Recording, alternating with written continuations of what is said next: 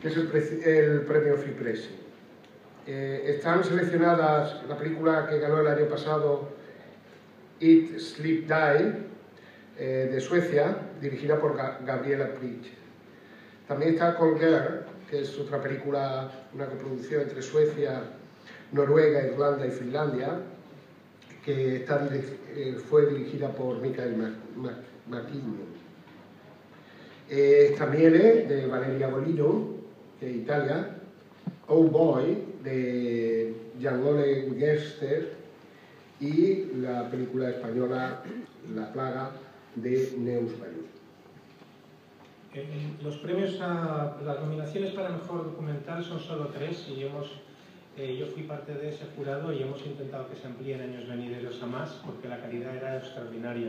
Desgraciadamente ningún documental español ha sido seleccionado, había algunos extraordinarios, pero yo creo que cuando veáis el nombre de las nominadas el nivel era altísimo. Tenemos The Act of Killing, de Dinamarca, Noruega y Reino Unido, de Joshua Oppenheimer. Tenemos L'Escale, también, o Stopover en inglés, que es una película de Khaled Bakhtiari, de Suiza y Francia, y la Image Manquante, de Missing Picture, de Retipan, de Francia y Camboya. Por otra parte, los premios europeos de animación, esta vez no ha habido ninguna película española. Ya sabéis que en el pasado hemos conseguido ganar alguna vez y tener varias nominaciones, pero de nuevo lo mismo.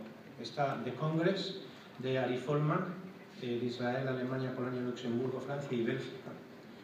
Jasmine, de Francia, de Alain Huguetou, y Pinocchio, de Italia, Luxemburgo, Francia y Bélgica, de Enzo de Alba. Por último, los cortos se van eligiendo conforme van ganando en una serie de festivales siempre de primera categoría, y hay muchos, ya tenemos el shortlist, pero vamos a nombrar, ya que estamos en España, las 2 españolas, que son Misterio, de Chema García Ibarra, y A Story for the Modeling, que es de Sergio Oxford. Ya está.